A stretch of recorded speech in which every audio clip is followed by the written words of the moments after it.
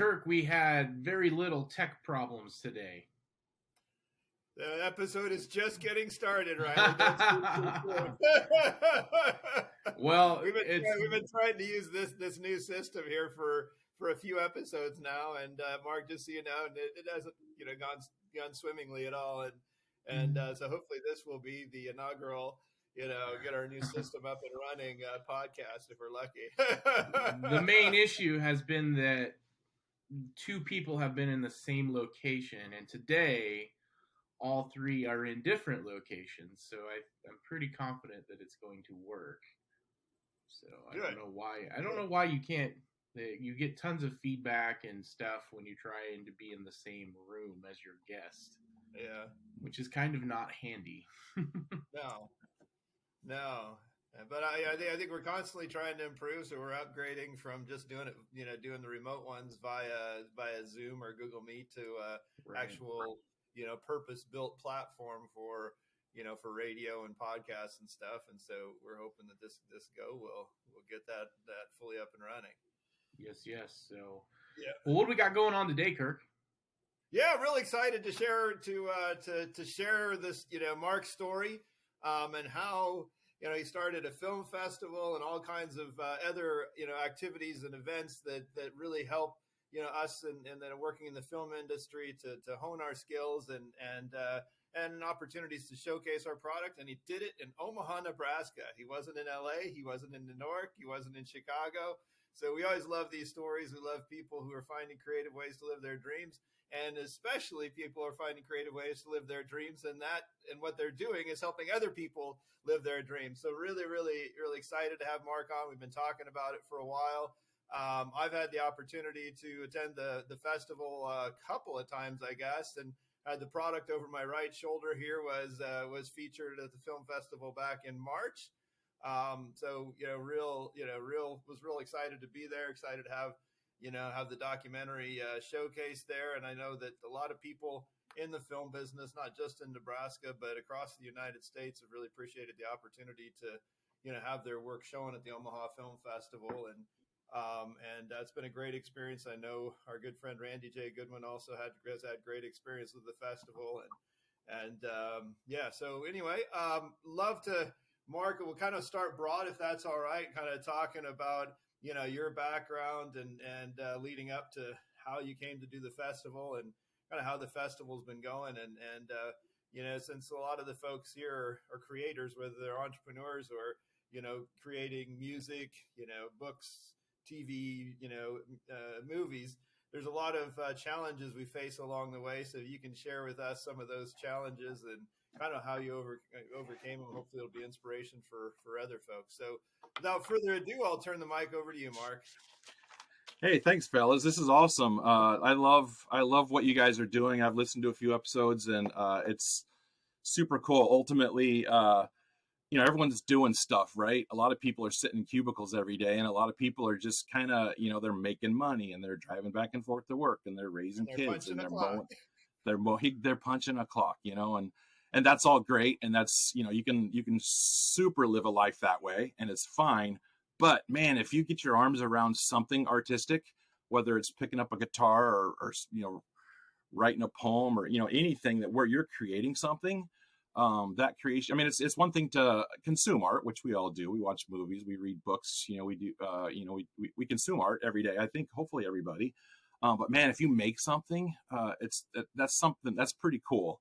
And the most inspirational thing, it's been, 1,000 years ago that I heard this, but the thing that really sticks in my head is, if you write a song or you write a poem or you make a painting, you take a photograph, like you just put something in the world that wasn't there before, Mm-hmm. And I think that's the thing that really is the thing that's cool to me is, the world was what it was. And now it's a little bit better because of the thing that you just made and the thing that you just put out there, and now, added bonus if other people get to see it or get to experience or be inspired by the thing that you created. Right.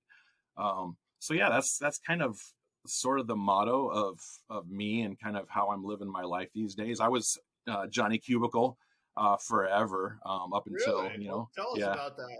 Well, I just, my dad was an architect and draftsman and designer. And So I grew up with architectural books in the house. As a kid, that's all I was seeing. So like blueprints and design, and like I love that, right? So that's what I went to school for. Went to school to be in drafting, and I was Joe Punch Clock for a dozen years, doing just that. And after that many years of doing that, it was great and I loved it.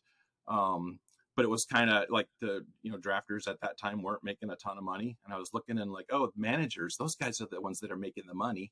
And this is like kind of dating myself age wise, but so I got into management a little bit, and did that for many years, and really dug that. And there was a time when kind of growing up, certainly college years on, like all the people that I was hanging out with were musicians. Like just about everybody that I was hanging out with was in a band.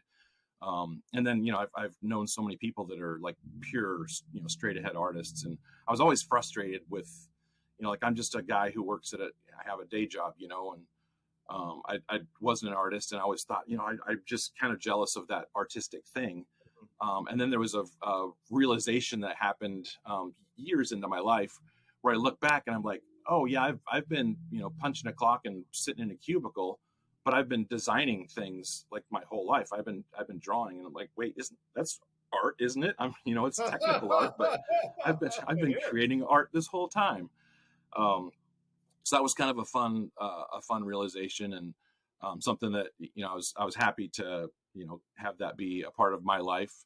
And then going through the management cycle, and then we started creating stuff ourselves. I picked up a camera myself, became a photographer, and we made a movie like 20 years ago. We shot a feature film here in Omaha, and so that's the thing that sort of launched me into, and we'll talk about the origin story of the Omaha Film Festival if you guys want to, but that's kind of the thing that launched me into, I'm sort of it's weird to think now, but I'm a full-time artist, I guess. I certainly would never call myself an artist, but that's really what I do, right?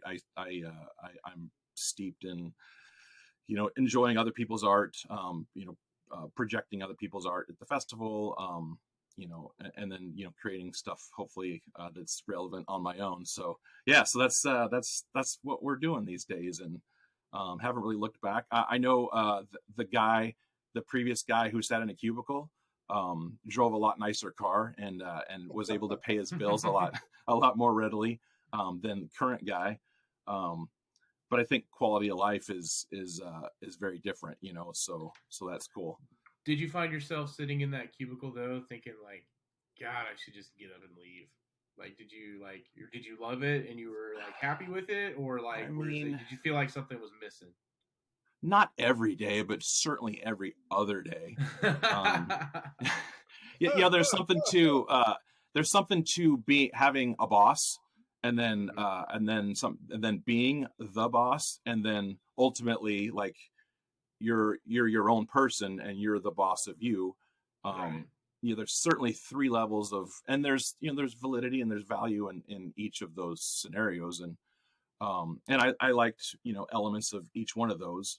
Like I said, when I was just full blown Joe employee, and had that was the guy that was making more money than the other guys. But I think it's frustrating, right? When someone's over your shoulder telling you what to do, and you always feel like, I've got a better idea, like I can do this better than what that guy's doing. And but the thing that I liked about it is when you're a part of a team, and that's one of the things, like being a photographer is kind of an isolated thing. You go out and you shoot things, and I shoot people, a lot, and that's kind of what I like. But it's like, from my end, it's just kind of me. But when you're on a film set, like you have a whole crew, right? There's a whole team. And so I was going back to like my design days, like being a part of a team is pretty cool. When I bring this thing to the party, it's like, this podcast right now, there's three of us, and all three of us are kind of bringing a different thing. Like when you guys, interview people, or when you guys chat amongst yourselves, like you each kind of bring, your own Rileyness or your own Kirkness to the thing that make it cooler, make it better. Hey, Riley here. Thanks for listening to this episode of the Make a Move podcast. For more content, check us out on all major social media platforms and makeamovepodcast.com. Until next time, get off your butt.